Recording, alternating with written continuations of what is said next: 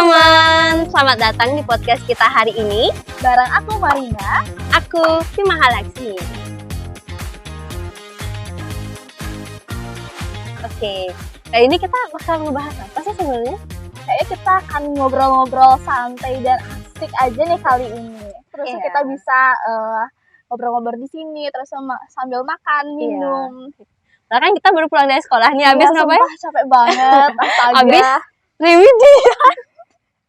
Habis remedian langsung healing ke tempat makan gitu. Iya. Terus, tapi akhir-akhir ini emang sibuk banget gak sih?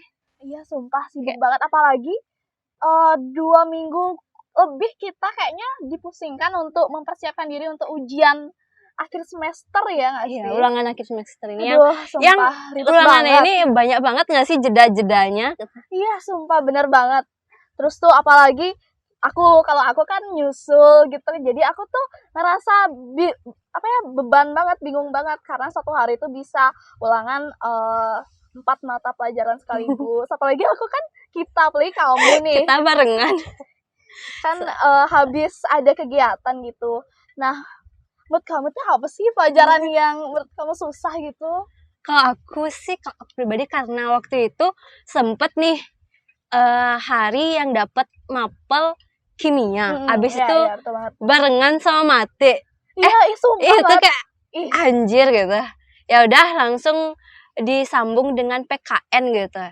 PKN-nya kan materinya tentang Pancasila gitu nggak sih, pembuatan Pancasila itu. Iya, udah aku kayak ya udah gitu belajari Pancasila gitu, terus kayak padahal aku suka banget sih PKN yang membahas Pancasila itu. Kan BTW nih, kita kan udah deket mau Pancasila. Masa ya? Ini kan tanggal 29 nggak sih? 30, 31. Lagi 2 hari. Lagi 2 hari? Aduh. Hari apa sih? Oh, kalau tanggal 1 Juni sih diperingati dengan kelahiran Pancasila, gitu. Oh gitu. Jadi kelahiran Pancasila itu kan seingatku ada 3 tokoh nggak sih yang rumusin Pancasila? Oh, iya. Ada Muhammad Yamin, Dr. Supomo, sama yang paling legendaris itu Bung Karno, Insinyur Soekarno gitu. Tapi keren juga ya bapaknya, kan bisa menjadi presiden pertama, terlama. Terus gitu. bisa mencetuskan Pancasila. Betapa kritisnya sosok Bung Karno tersebut. Banyak banget juga yang bisa diteladani ya dari bapaknya itu. Kalau dipikir-pikir secara detail lagi, itu bisa diimplementasikan ke diri kita nggak sih sebagai pelajar gitu?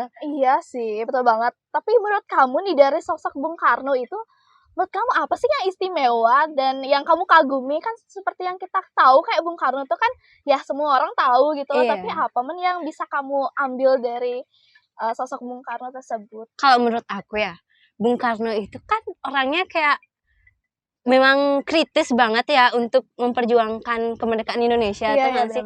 Kayak beliau tuh kritis untuk membuat Pancasila, undang-undang itu kan nggak boleh sembarangan kan bikinnya, kayak harus detail banget.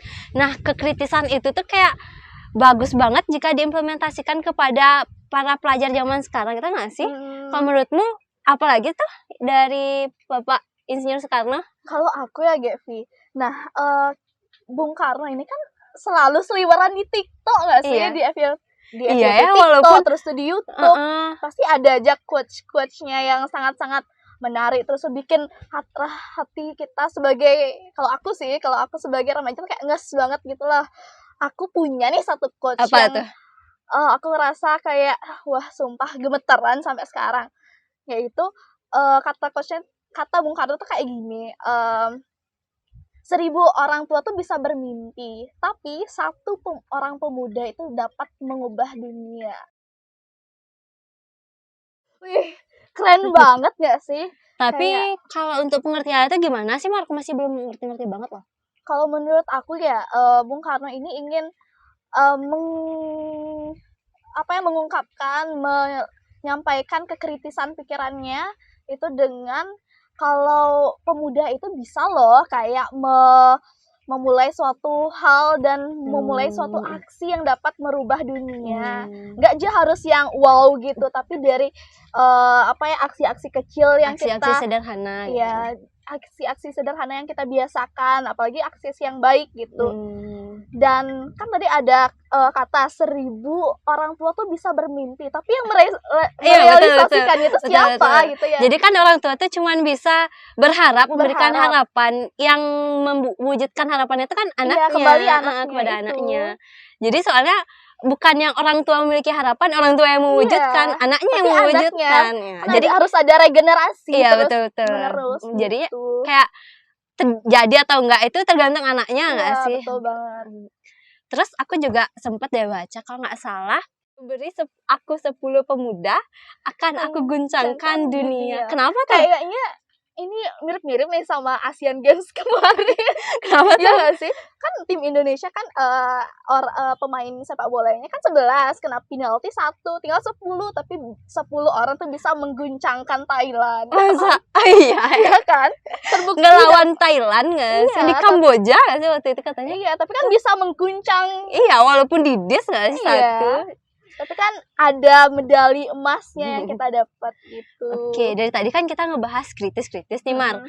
Kalau misalnya kritis dalam pengimplementasian yang sederhana itu gimana sih? Kalau menurut aku, sejujurnya aku juga masih berusaha untuk mengimplementasikan sifatnya. Apalagi seorang sosok Bung Karno gitu. Kritis yang bisa diambil dari sosok beliau terus kita implementasikan. Kalau menurut aku sih, gimana kita tuh bisa mencari solusi di setiap permasalahan yang datang. Kamu ngerasa nggak kalau aku ya, misalnya tugas numpuk, tapi kadang-kala tuh kita nggak tahu gimana harus menemukan solusi dan mengolah masalah tersebut. Kita malah stuck di masalah itu nggak sih? Bukannya nyari solusi, malah kayak, aduh aku nih banyak tugas, aku stres. Bukannya dikerjain tugasnya, malah didiemin, ditumpuk-tumpuk sampai akhirnya bikin stres gitu. Kenapa nggak cari solusinya gitu nggak sih? Dan anak-anak remaja ya, bukan aku bilang semuanya, tapi nggak sih, tapi kan gimana kita tuh kadang-kadang kayak cepet nyerah, cepet ngeluh gitu. Kayak misalnya dikasih tugas, deadline-nya nanti atau gimana gitu dengan deadline yang sedikit. Terus bukannya fokus untuk mengerjakan, tapi malah fokus dihabiskan ngeluh gitu. Nah, buat aku mindset itu tuh kayak ngebuat anak-anak pemuda zaman sekarang tuh kayak kehilangan arti semangat yang sebetulnya. Nah, aku rasa dengan adanya kita berpikir kritis tuh mungkin mampu buat kita tuh lebih upgrade lagi, kayak dari segi mindset gitu, dari segi cara kita juga tingkah laku, terus tuh yang lain sebagainya. Nah, kalau menurut kamu tuh kalau kritis itu ada nggak hal-hal yang lagi kita bisa lakuin di kehidupan? Ada sih, kalau menurutku itu kritis yang sederhana itu kita bisa bikin rangkaian kegiatan yang akan kita lakukan di dalam keseharian gitu. Misalnya satu hari nih kita mau ngapain, baru bangun misalnya rapiin kasur, habis itu mau ngapain, mau bikin tugas, bikin tugas, habis bikin tugas mau ngapain, mau kerjain ini, kerjain itu, lah istirahat, habis itu mau ngapain lagi, itu kan termasuk kritis ya, detail, membuat struktur kegiatan biar kita tuh berfaedah hari-harinya gitu. Terus kan nanti juga kita bisa mikir, oh hari ini aku udah ngapain ya, hari ini aku udah ini belum, hari ini aku sudah melakukan hal yang positif belum, kayak gitu. Terus kayak gitu sih. Berarti kayak berpikir kritis tuh bukan hanya untuk memecahkan masalah, tetapi juga untuk lebih detail. Iya, gitu, lebih detail. Iya, betul. Lebih detail. Terus menurutku juga kalau kritis itu bisa loh kita bertanya jika kita penasaran. Itu termasuk kritis nggak sih? Bertanya di kelas itu termasuk kritis, teman-teman. Jadi kayak bukannya caper, tapi memang ingin tahu, rasa ingin tahu itu yang membuat kita kritis. Kayak kamu berarti ya yang udah berisik banget kalau guru ngejelasin. Iya, Kak. Gitu. Jadi kritis itu bukan yang cerewet. Jadi kita bisa bedain ya antara kritis sama cerewet, karena kalau kritis itu dia pasti akan bertanya hal-hal mendalam yang memang tidak dijelaskan. Kalau cerewet itu pasti hal yang sudah dijelaskan tapi ditanya lagi, itu mungkin bisa dipertimbangkan ya. Jadi kalau ada teman-teman yang berasumsi cerewet banget sih, padahal kan yang ditanyain itu memang benar gitu. Emang berarti kan excited dengan pertanyaan tersebut. Nah, kan kita udah ngebahas banyak banget rasanya dari Bung Karno, terus sikap kritisnya yang apalagi kan quotes-quotesnya, fun fact dari Bung Karno itu. Nah, kalau menurut kamu nih, yang bisa kamu sampaikan untuk para penonton, para pemuda-pemudi yang menonton nih, apa sih dari sikap kekritisan seorang Bung Karno yang bisa kamu pelajari? Kalau menurut aku ya teman-teman, ini menurut aku kritis itu penting, apalagi jika kita tidak tahu. Kan ada pepatah yang mengatakan apa tuh? Malu bertanya sesat di jalan. Oke, kalau memang benar-benar nggak tahu itu nggak ada salahnya kok bertanya kepada guru atau kepada siapa gitu, kepada teman-teman, sharing-sharing pun juga nggak apa-apa kan, seperti itu. Terus kalau dari kamu ada nggak, Mam? Kalau aku sih kita tuh sebagai remaja tuh harus bisa menumbuhkan karakter kritis, nggak aja harus yang gimana, tapi mulai dari kegiatan yang kita biasakan, terus tuh bisa bertanggung jawab, terus bisa lebih percaya diri gitu untuk mengungkapkan kekritisan itu. Terus tuh juga kadang-kadang kala orang tuh udah kritis tapi orang tuh nggak tahu gimana caranya untuk mengemukakan. Terus tuh untuk kalau orang yang benar-benar ingin mempunyai sifat kritis, gimana sih caranya aku untuk menumbuhkan kekritisan itu tuh, kamu punya nggak jawabannya? Kalau menurut aku ya, kalau kita memang benar-benar nggak tahu itu nggak ada salahnya kok bertanya kan. Iya, benar banget. Bahkan apalagi kan dalam profil Pancasila itu ada 6 indikatornya nggak sih? Salah satunya kan ada bernalar kritis. Terus aku juga sempet scroll TikTok nih, ada quotes gitu yang bilang bahwa ada salah satu ilmuwan gitu, aku lupa nama ilmuwannya siapa, itu kenapa dia bisa berhasil sampai saat ini karena dia menerapkan cara penasaran pada saat dia belajar dulu gitu. Kalau setiap belajar itu tumbuhkan rasa penasaran, maka akan mendapatkan jawaban yang kita inginkan, kayak gitu nggak sih? Kayak gitu. Nyambung. Dan menurut aku juga sih, selain dengan menanamkan konsep penasaran atau excitednya kita atau lebih pedulinya kita, terus menurutku harus diseimbangi dengan wawasan deh, Gaby. Biar pelajarannya nggak boring gitu nggak sih? Dan kita tuh juga bisa dari wawasan itu kita bisa bernalar kritis yang emang bener luas gitu, mencakup hal yang luas kayak gitu. Rasa penasaran, abis itu ditambah dengan wawasan. Iya, dengan wawasan. Terus keinginan juga nggak sih? Iya, keingintahuan kita. Terus tadi kan kita udah membahas tentang menumbuhkan kekritisan di jiwa pelajar. Nah, kalau manfaat tuh gimana sih, Gaby, manfaatnya? Kalau manfaatnya, manfaat dari kritis itu ya rasa penasaran kita terjawabkan gitu, dan wawasannya juga pasti bakal nambah kan. Karena kita ingin tahu, ini gimana sih? Habis itu kita cari tahu, oh ternyata gini, pasti wawasannya kita jadi nambah gitu.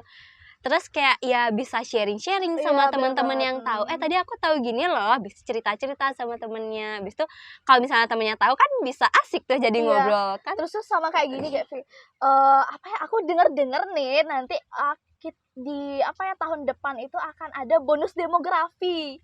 Nah, dari bonus demografi itu kan memerlukan kayak orang-orang pelajar yang emang bernalar kritis.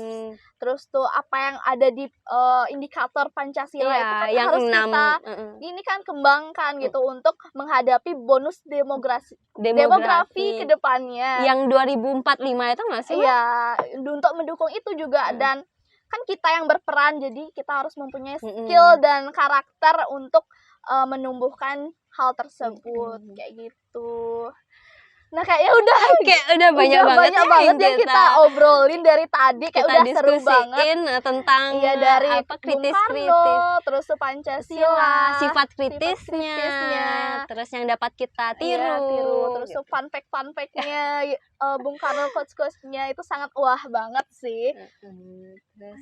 Nah, jadi kayaknya aku mau lanjut makan deh. Sampai segini aja obrolan seru kita. Sampai jumpa. Dadah.